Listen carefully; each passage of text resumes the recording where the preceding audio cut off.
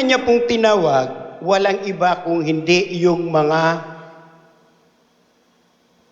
pastol, yung mga shepherd, yung mga namiminuno.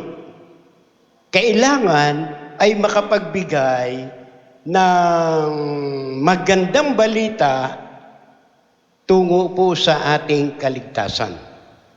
Sa makatuwid, ang tinatawag na good news, magandang balita o ebanghelyo, ito po ipinagkaloob kaagad, ipinaalam kaagad, ipinaunawa kaagad doon sa mga shepherd, doon sa mga pastol ng atin pong Panginoong Diyos.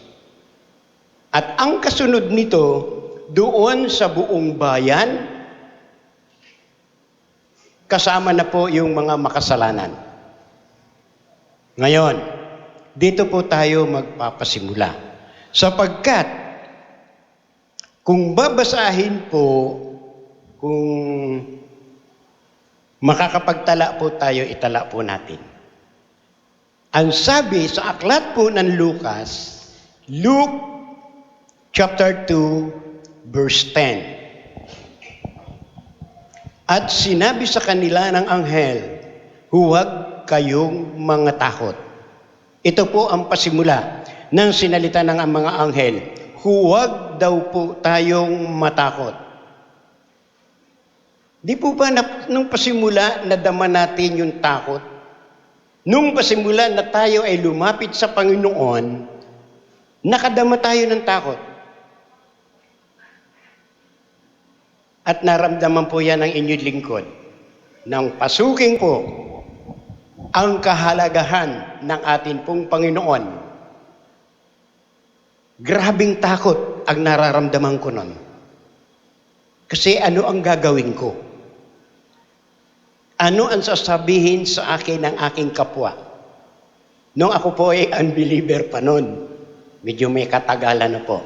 Ngayon, nang tanggapin ko ang Panginoon, dito ko nakita na kailangan nating magpakatapang. Kailangan natin magpakatatag. Kaya ang sabi po ng anghel, huwag kayong mga takot sapagkat narito dinadalhan ko kayo ng mabubuting balita ng malaking kagalakan na siyang sasabuong bayan. Pansinin po natin.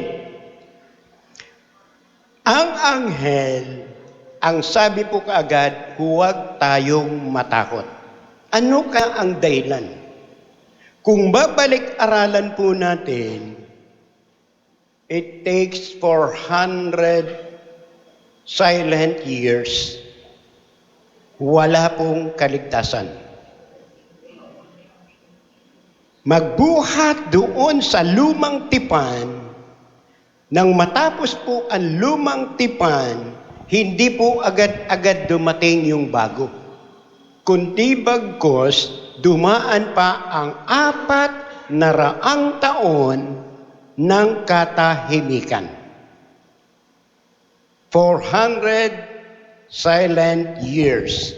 Kaya mahaba-haba po yung pinag-antay nung mga tao, nung taong bayan, ng mga Israelita. Napakatagal. At sa pag-aantay na yon, ay dumating din ang pagkakataon na darating na ang tagapagligtas. Ang inaantay po ang tagapagligtas. Ang inaantay ay yung Panginoon. Kaya kung papansinin, makikita po natin ang mensahe, ang pag-iibanghelyo, ginanap ng una ng mga anghel. Nang nagsidating ang mga anghel, kinausap ang mga pastol nung mga hayop, tagapangalaga. Ang mensahe po ng Panginoon, una, huwag matakot. Wala rito Kala ko may pagpapatungan. Okay. Ngayon, pagdating po dun sa verse 11, sapagkat ipinanganak sa inyo ngayon sa bayan ni David ang isang tagapagligtas na siya ang Kristo, ang Panginoon. Ipapanganak. Sinabi na yaon ang Kristo. Pakatandaan po. Bago pa ipinanganak, ang mensahe po, yaon ang Kristo. Yun ang Panginoon. Kaya ko po nabanggit na kung maitatala po natin, gawin po natin yung maitala. Mailista po. Ngayon, ang sabi po, yaon ang Kristo, ang Panginoon. Nangangahulugan, bago ipinanganak ang ating Panginoong Jesucristo, sila muna naglakbay patungo sa Jerusalem. Ang dahilan, nag-utos si Augusto Cesar na kailangan magpatala. Ito po ang tinatawag na census. Kailangan dumaan yung census dahil ang aalamin po nila ay una sa lahat yung taxes. Yung itatax, yung ibibigay ng taong bayan. Na ang utos po, kung babasahin natin mula sa verse 1, chapter 2, verse 1 pataas, makikita po natin na sila ay naglalakbay, bagamat si Maria ay kagampan. Buntis po. Kabuwanan na niya. Sila po ay naglakbay. Sa makatuwid, bago pa ipinanganak, ibinigay na ang magandang balita na darating na ang Kristo, ang Panginoon. Ngayon, kung papansinin po natin, yung lugar na kanyang pagsisilangan, ang tinatawag po itong kwadra. Alam niyo po ba yung kwadra? Yung kulungan ng baka, kulungan ng kalabaw, kambing, o ano pa man, yun po yung kwadra. Kulungan yon ng hayop. Dahil wala na pong matuluyan, ito ay pagbabalik-aral lamang po, bagamat alam ko na alam niyo yan. Doon siya pwede lamang manganak dahil wala na pong matutuluyan. Ang sabi po niyan,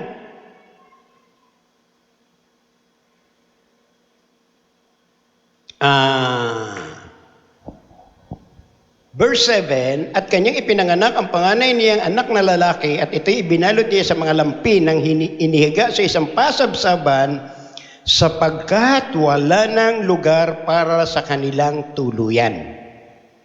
Dagsa ang tao nun. Walang ibang malulugaran. Kaya kung titingnan natin, ipinanganak ang Panginoong Jesucristo sa, tawag nito, koral. Yung kulungan, na yung koral o yung kulungan, pangkaraniwan po, meron itong tinatawag na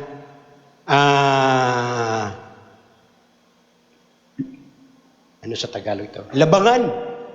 Yung banger, yung manger, yung kainan ng mga baka.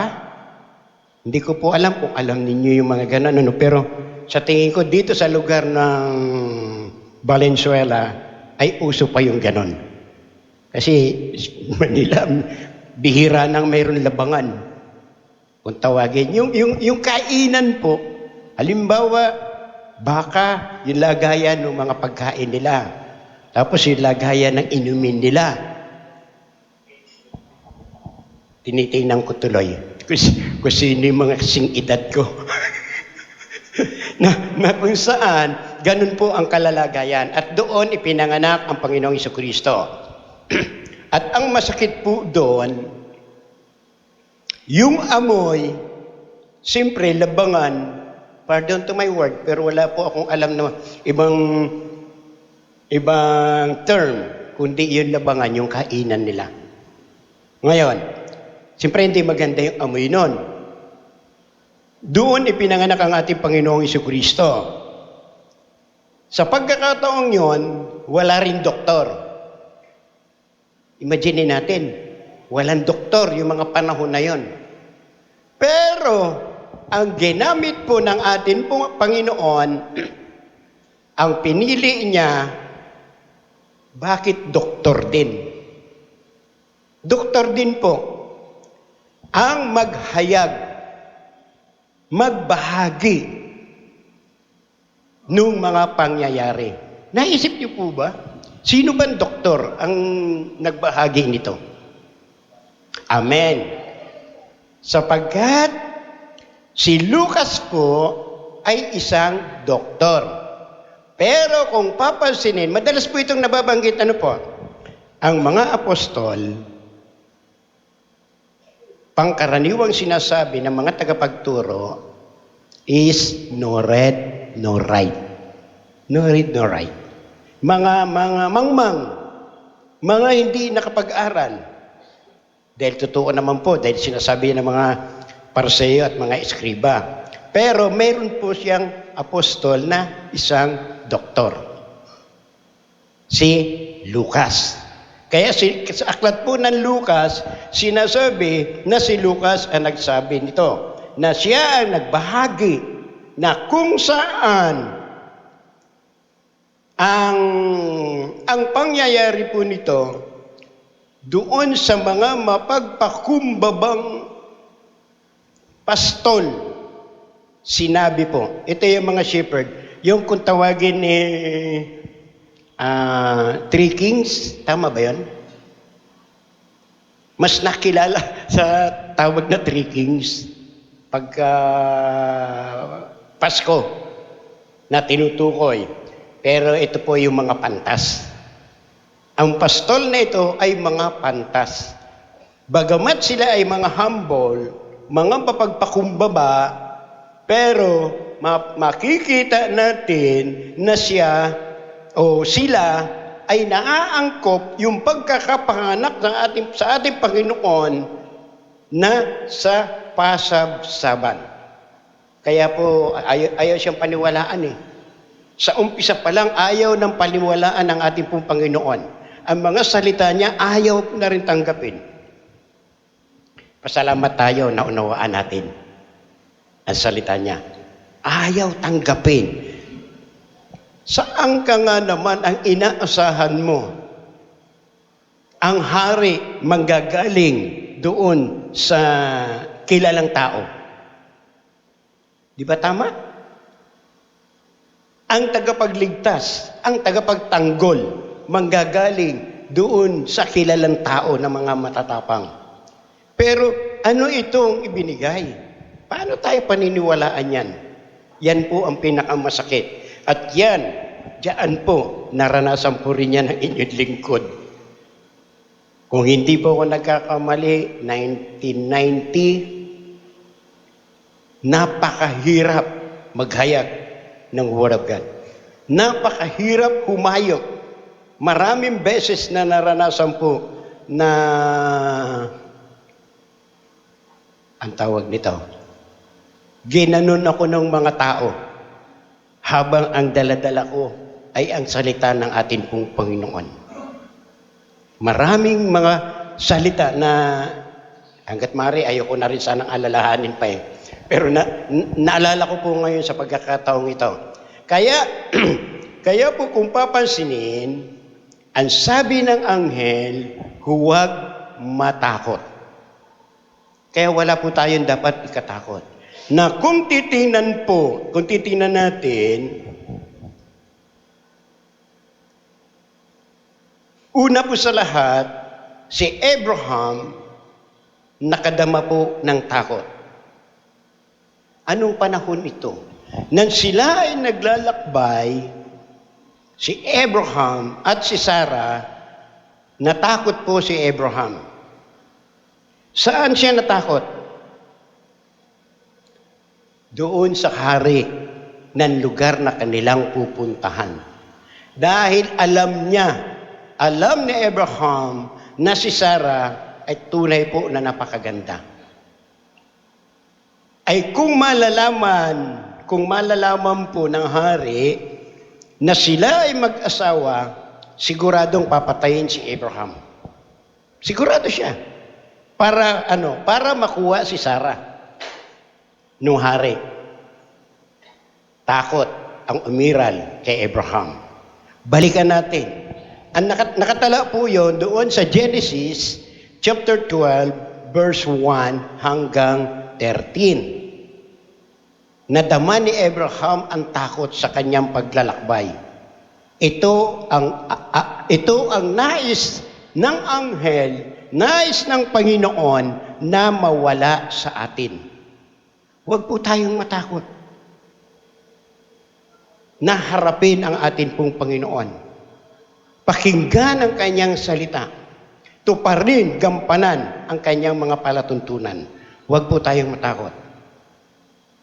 Naalala ko po yan bilang bahagi ko na rin po sa inyo. Nung una ko pong tumayo sa pulpito,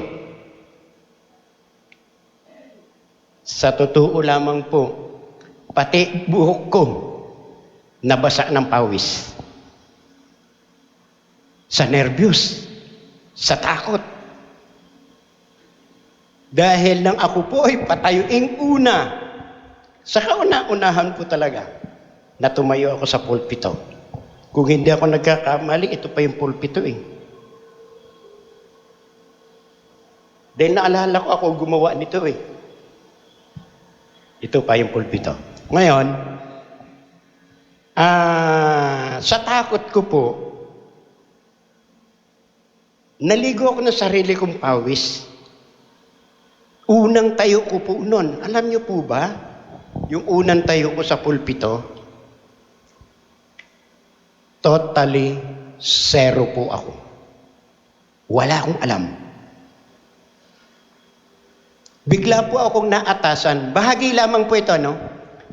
Yung nakaganyan, nakatayo, wala pong tatayo. Walang mangangaral. Walang magtuturo. Walang magbibigay ng mensahe. Napagtulungan po ang inyong lingkod na itinuro ako. Ako ang sinasabi na tumayo. Sabi ko, mga kapatid, sa totoo lang, wala akong tema. Hindi ko alam kung anong pag-uusapan. Hindi ko alam kung ano ang sasabihin ko dito. Pilit po ng pilit. Kako, baka ito ay mensahe, pangitain, o ano man ang tawag niyo kako, ay baka ito ay utos ng Panginoon. Sige, tatayo ako. Tumayo po ako. Sa pagtayo ko yun, dahil wala po akong tema, ang tanong ko kaagad sa mga tao, sa mga kapatiran, kayo na ang magtanong kung ano ang ititema. Ano ang ititema natin? Problema sa bahay, problema sa pamilya, problema sa eskwela, problema sa gobyerno, problema sa kapaligiran. Binibigyan ko ng pagkakataon. Hindi ko po alam, mga kapatid, ang bigat pala nung aking binitawang salita. Ang bigat pala nung kondisyon na yun. Wala akong kaalam-alam. Basta yun ang lumabas sa bibig ko. May nagtanong, nagkaroon po kaagad kami ng tema. Yun ang una kong naging tema sa pagtayo sa pulpito. Yun ang kauna-unahan. Kaya ang sabi sa akin nung pastor, nung next meeting, ang sabi, ano ang ginawa mo, brother? Hindi namin kaya yung ginawa mo. Hindi namin alam. Kaya minabuti ko po, na pumasok mag-enroll ng theology. Minabuti ko na hindi lamang isa, 3 beses po. Binahagi ko na rin po sa inyo yung buhay ko. Ngayon, sa pagpapatuloy natin, papansinin natin, yung mga pastol, walang mga alam. Mga mababait ito, humble ito, mga mapagpakumbaba. Yun ang pinipili ng atin pong Panginoon. Sa makatuwid, may mga pastol na masusungit kahit nung panahon yun. Pero ang pinili niya, yung mga mapagpakumbaba, yung mga humble na pastor. Ngayon, yung pagkatakot, kung titinan po natin, kung babalikan pa rin natin, yung aklat ng Genesis, chapter 3, verse 8 hanggang 10. Ito po ang sinasabi. At narinig nila ang tinig ng Panginoong Diyos na lumalakad sa halamanan sa kulimlim ng araw. At nagtago ang lalaki at ang kanyang asawa sa harapan ng Panginoong Diyos sa pagitan ng mga punong kahoy ng halamanan. Ito yung panahon na nakain ni Eva at ni Adan ang bunga ng punong kahoy na hindi dapat kainin. Amen? Nang makain nila, dumating ang Panginoong Diyos, sila ay nagtago. Ang dahilan, at sinabi niya sa verse 10 po, at sinabi niya, narinig ko ang iyong tinig sa halamanan, at ako'y natakot, sapagkat ako'y hubad at ako'y nagtago. Ang sabi ni Adan, nang sila ay tanungin ng Panginoon kung sila ay nasaan, sila ay natakot. Kaya sila nagtago. Ito ang una na naramdaman ng tao sa harapan ng kataas-taasan. Ang takot. Takot ang nagpabagsak sa tao. Sa sandaling tayo ay matakot sa Panginoon, hindi na tayo lalapit. Kahit anong klase pang pag-iimbita, hindi tayo sasang-ayon, hindi tayo sasagot. Takot eh. Ito ang nais alisin ng atin pong Panginoon. Ang tayo ay magkaroon ng takot. Di po ba may naobserbahan po ba kayo na marami mga tao na natatakot na manambahan sa Panginoon? Pag nakasama na po ba kayo sa paghahayo? Pag-house to house? Di ba may mga tao o may mga bahay na pagpadating kayo, sinasarado na yung pintuan? At kung hindi man, inabot nyo man sila, ang mangyayari, panay ang tanggi. Pero pagka yung mga matatapang, ang sigurado, yayayain pa kayo sa loob. Karanasan din po yan ng inyong lingkod. Na kung saan napakahirap, ang daming taong natatakot. Ito ang nais ng atin pong Panginoong Diyos na maalis sa atin. Yung pagtayo po dito, nakakatakot. Nakakatakot po yan. Dahil kailangan sa sandaling ikaw ay tumayo, nakahanda kang harapin ang lahat ng pakikipagbaka. Mang-aawit ka, nasa instrument ka, magpapahayag ka, mag-e-MC ka, ano man ang maging posisyon. Ito po yung binabanggit ko kanina, na ito yung pinakamahirap. Kasi magkakaroon po yan ng mga bracket. Magkakaroon yan ng kanya-kanyang gawain. Kaya dito si Abraham, binigyan ng gawain ng atin pong Panginoon. Si Adan, binigyan din po ng gawain. Balikan po muli natin ito. Genesis chapter 3. Pansinin po niyo po ito, ang tinatawag na grammatical form. Sabi sa verse 8, at narinig nila ang tinig ng Panginoon. Plural. Panginoon Diyos na lumalakad sa halamanan, sa hulihan ng araw, sa kulimlim ng araw. Nagtago ang lalaki, singular, lalaki lang, nagtago. Kung babasahin po, King James po itong binabasa ko. At ang kanyang asawa sa harapan ng Panginoong Diyos sa pagitan ng mga punong kahoy sa halamanan. Ito na, verse 9. At tinawag ng Panginoong Diyos ang lalaki. Lalaki lang ang tinawag ng Panginoong Diyos. At sa kanya'y sinabi, saan ka naroon? Singular. Yung lalaki lang ang kinausap. Verse 11. 10 muna. At sinabi niya, narinig ko ang iyong tinig sa halamanan, at ako'y natakot, sapagkat ako'y hubad, at ako'y nagtago. Isa lang ang kausap niya. Wala po yung babae, lalaki lang. Verse 11. At sinabi niya, sinong nagsabi sa iyong ikaw ay hubad? Isa lang din ang kausap. Singular. Kaya ako po, dito po madalas kong binabanggit. When it comes to the grammatical form, yung grammar po, kailangan maging alerto tayo. Tuloy ko po, nakakain ka ba ng bunga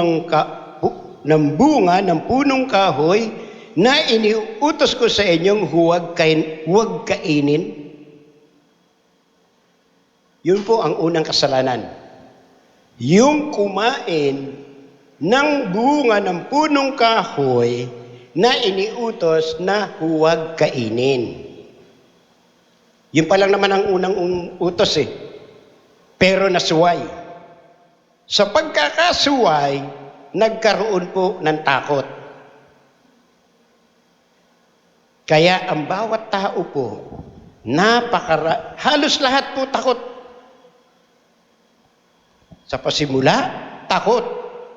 Pero ang nais ng Panginoon, mawala yung takot.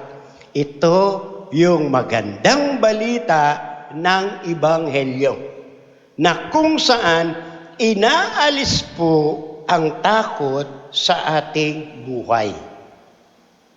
Nabawasan na ba yung takot? Sigurado ako kasi nandito na tayo eh. Nabawasan yan. Nawa, maalis ng lubusan ang takot hanggang sa tayo ay bawian ng buhay ng ating pong Panginoon, patuloy tayong maglilingkod sa Panginoon. Hallelujah. Ayan.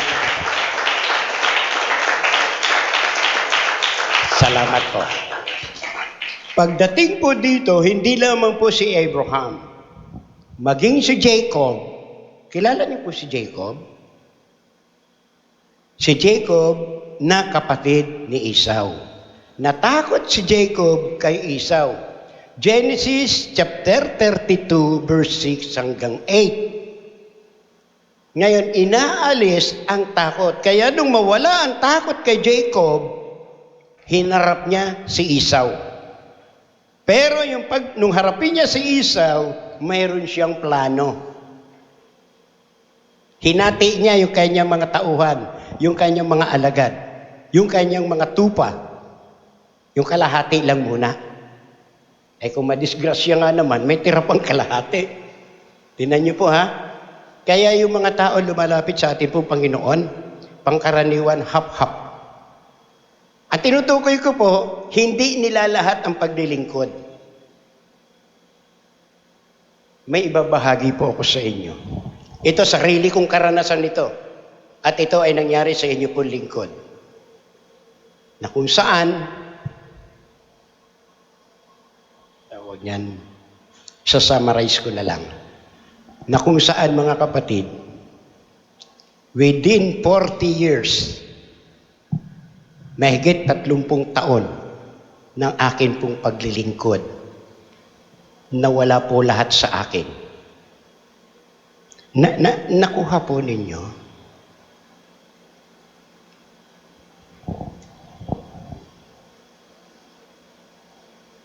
Kung ano ang nangyari kay Job, parang ganun ang nangyari po sa inyong lingkod. Hanap buhay, pamilya,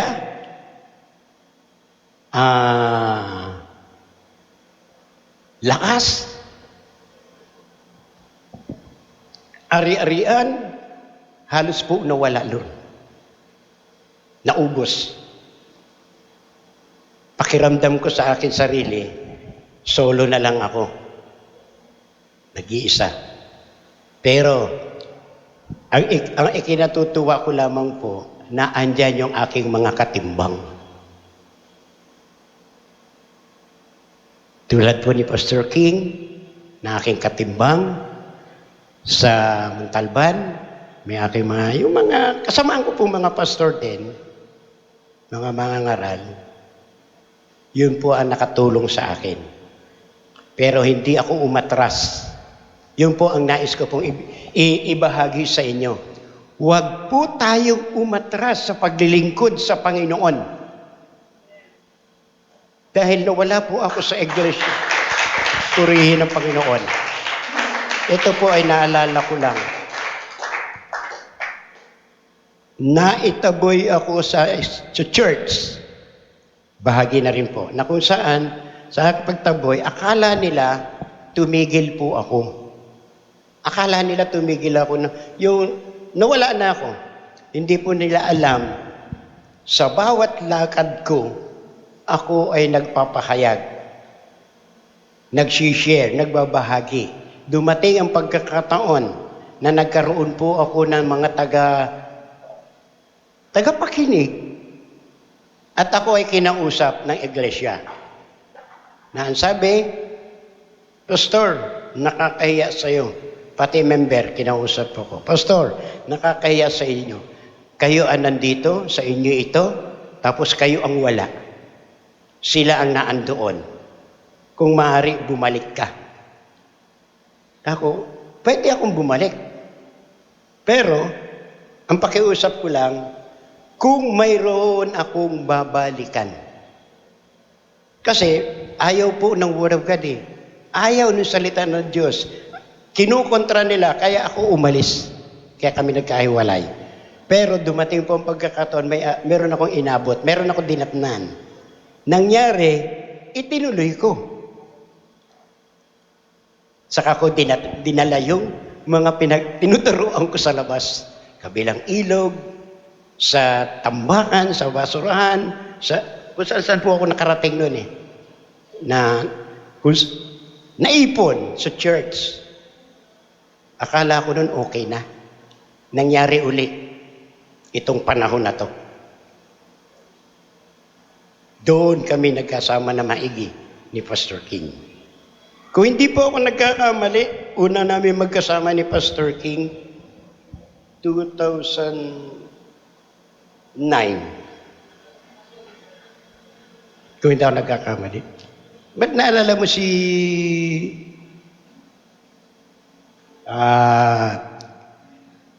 Gasowski?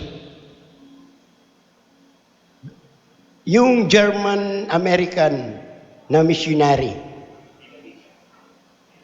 Amen. Yung naging nagkaganyan po kami sa Solo Hotel. Yung Pastor King. Nung maliliit pa kasi kayo nun eh. Baka wala pa nga si Kuya. Matagal na yun eh. Hindi ko na matandaan eh. Matagal ng panahon. Hindi ko alam kung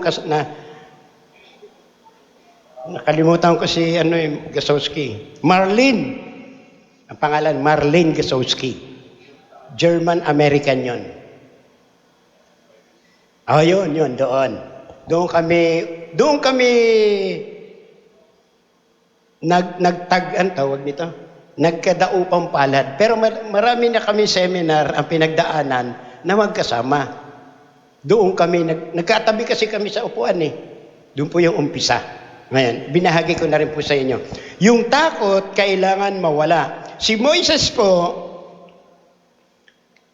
grabe rin po ang takot niyan sa Paraon. Kasi mare-reject siya. Inalis ng Panginoon ang takot kay Moises.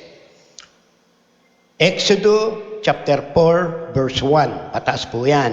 Maging ang mga Israelita natakot po na pumasok doon sa lupang pangako. Sa Promised Land, yung mga Israelita. Pero inalis ang takot sa kanila. Ito yung binabanggit ko rin kanina. Yung kay Joshua, yung sa Kanaan, na kung saan papasukin nila, yung 12, yung 10 pala, kumontra.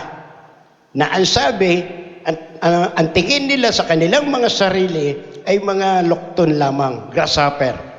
Tipaklong lang, katumbas nung mga higante. Wala silang kalaban-laban. Pero pagdating kay Joshua, kayang-kaya natin yan. Nawala po ang takot. Nangangahulugan ang atin pong Panginoong Jesucristo na tagapagligtas na darating, ito po ang magandang balita. Ito yung magandang balita na nilapitan na wala ang takot ng mga disciple nang sila ay makasama ng ating pong Panginoon. Mark chapter 4 verse 33 hanggang 41 po yan. Nung makasama ng mga alagad ang Panginoon, tapos nagkaroon ng bagyo, nagkaroon ng hangin, nagkaroon ng masamang panahon. Di ba? Sabi ng ating Panginoon, wala ba kayong pananampalataya? Huwag kayong matakot. Sinaway ng Panginoon ang hangin at ang dagat, ang tubig. Yun po ang pinakauna-unahan na magandang balita na nais alisin ng Diyos sa bawat isa sa atin. Yung mawala po ang takot. Marami po ang takot na maglingkod kay Lord. Lalo na yung pagiging pastor. Marami po ang takot. May mga anak na nais maging pastor, pero ayaw ng magulang. May mga tao na gustong maging pastor, pero ayaw nung girlfriend. Kasi walang pera dyan eh, walang kita eh. Di po ba? Takot sila. Ang hindi nila alam, sa sandaling ikaw ay naglingkod sa Panginoon, magiging isa kang pinakamayaman. Sa Word of God. Hindi sa pera. At kung magkataon man ang ganon, sabi ng ating Panginoon, sapat. Hindi magkukulang.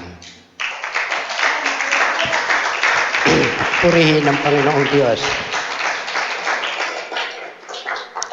Ang bulag na si Bartimaeus, na kung saan ang takot niya na makakita uli dahil makakita sa kanyang kapaligiran, grabe po ang takot ng bulag. Dahil pinanganak po siyang bulag eh. Wala pa siya nakikita. Ganon na lamang ang kanyang takot. Pero, nang dumaan ang Panginoong Jesucristo, Marcos pa rin yan, chapter 10, verse 46, na kung saan hiniling niya sa Panginoong Jesucristo na mahabag man lamang sa Kanya. Yung kahabagan, ang magandang balita na kailangan natin sa kaligtasan ng atin pong mga kaluluwa. Kinausap siya, ano ang iyong kailangan? Ano ang nais mo? Ano ang gusto mo? Ang makakita ng liwanag. Ibinigay ng atin pong Panginoon. Maging yung 10 ketongin, mapapasin natin, yung 10 ketongin na kanyang pinagaling, grabe rin po ang takot na kanilang nararamdaman.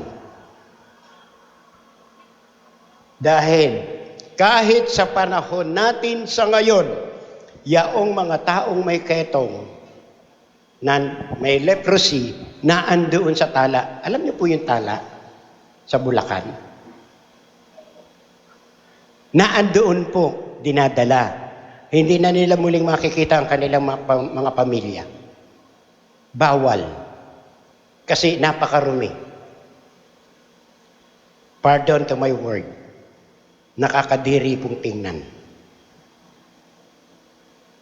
Kaya itong 10 may ketong na ito, pinagaling po ng ating pong Panginoon.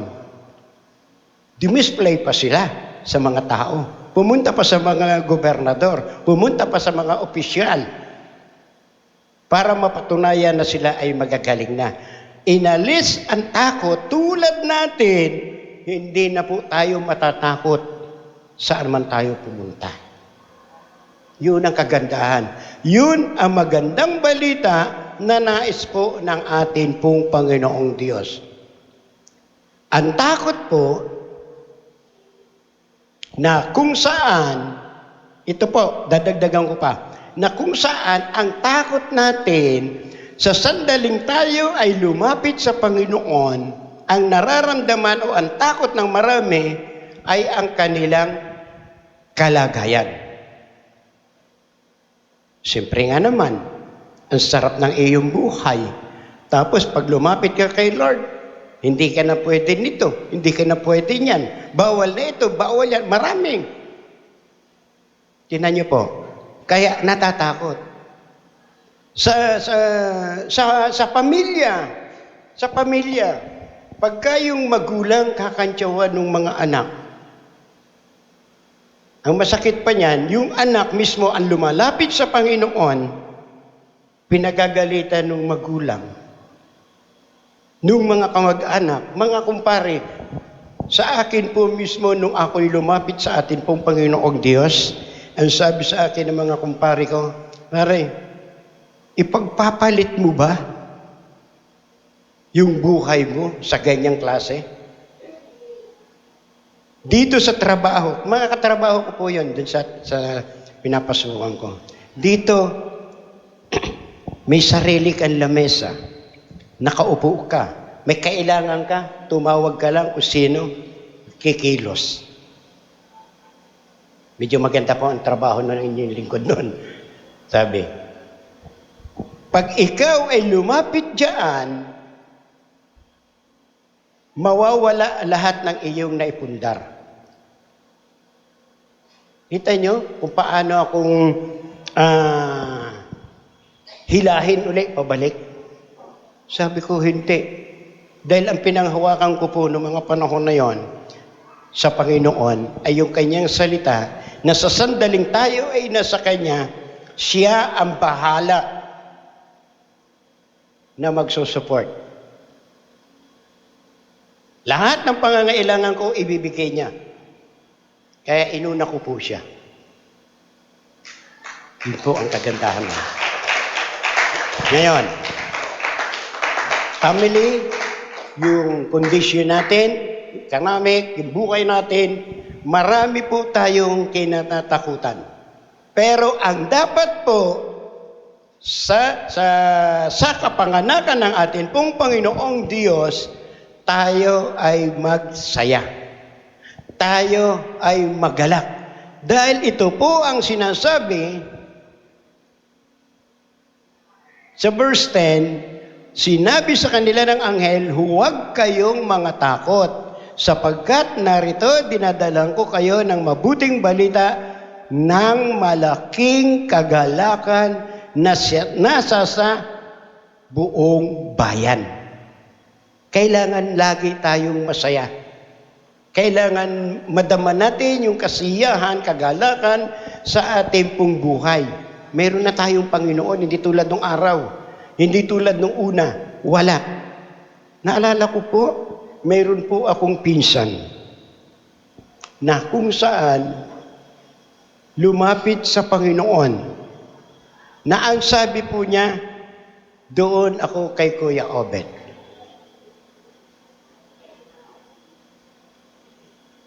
Galit na galit po yung mga tiyahin ko. Alam nyo, ang sabi ng tiyahin ko, kung doon kayo kay Kuya Obet nyo, doon na kayo, kalimutan nyo na kami. May kasama pang sumpa. Pero hindi po naawat yung mga pinsan ko. Lumapit pa rin sa Panginoon. Ngayon, andun sa Australia.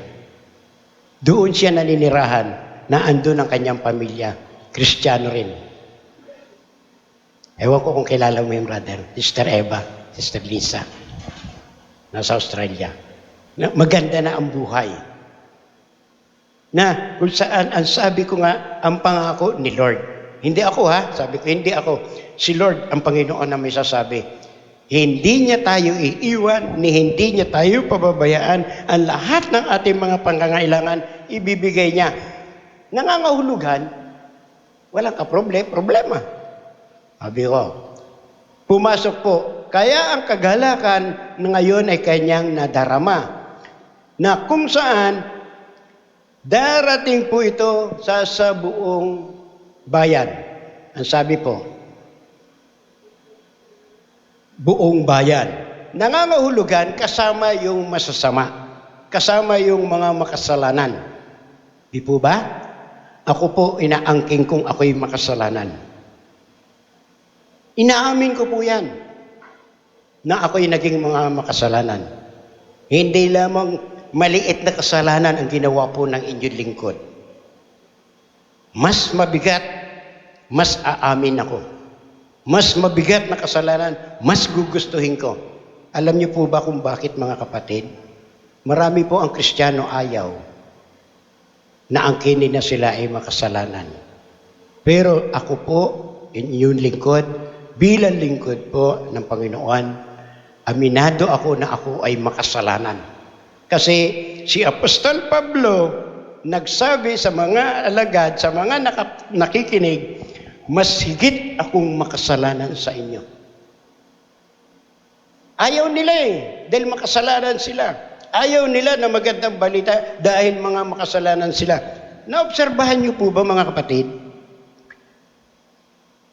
May nabahaginan tayo na ang sagot, brother or sister, wag na muna.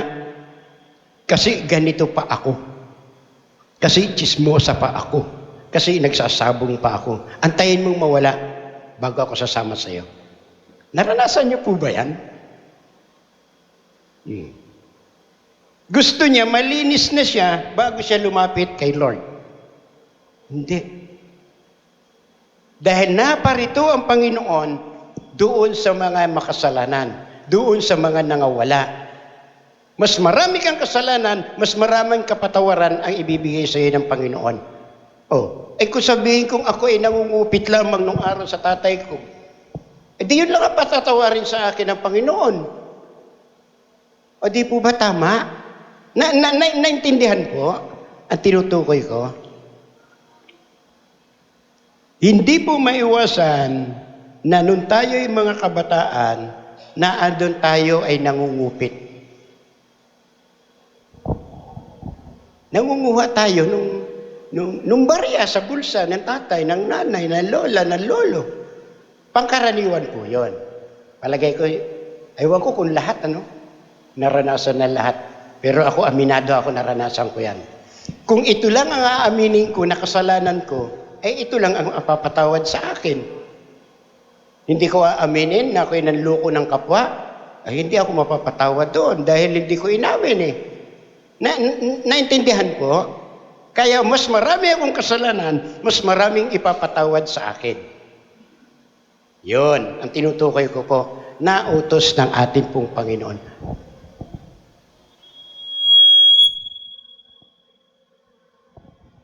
Na sa pagkakataon po ito, mapapansin natin, ang sabi, makakarating doon sa mga makasalanan. Romans 3:23. At namatay ang ating pong Panginoong Jesucristo para sa lahat.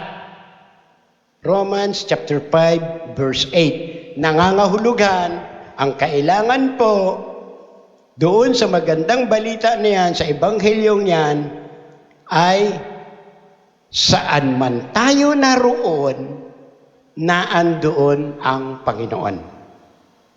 Kahit ako ay nandoon sa Montalban, nandun siya. Tinawag niya ako. Andito tayo ngayon, andito kayo sa Valenzuela, nandito siya. Kahit ikaw ay nandoon sa Cagayan, nasa ibang bansa, naandoon siya. Yun ang kagandahan ng magandang balita. Kaya ang kailangan po, lumapit tayo sa ating Panginoong Jesucristo at aalisin niya ang takot sa ating mga buhay. Naalis na po ba ng Panginoong Hesus ang takot sa ating buhay na lumapit sa ating pong Panginoon mismo? Kung nawala na, kung naalis na, ipagpatuloy natin, gampanan natin na ang magandang balita o ang tinatawag na pag-i-evangelize, pag-i-ebanghelyo, pagbabahagi sa ating mga mahal sa buhay, ipagpatuloy po natin sa pagkakataong ito. Marami pong salamat at minsan pa nawa nagkaroon tayo ng karagdagan, tapang, lakas ng loob upang gampanan ang katuwiran ng ating pong Panginoong Diyos. Hallelujah.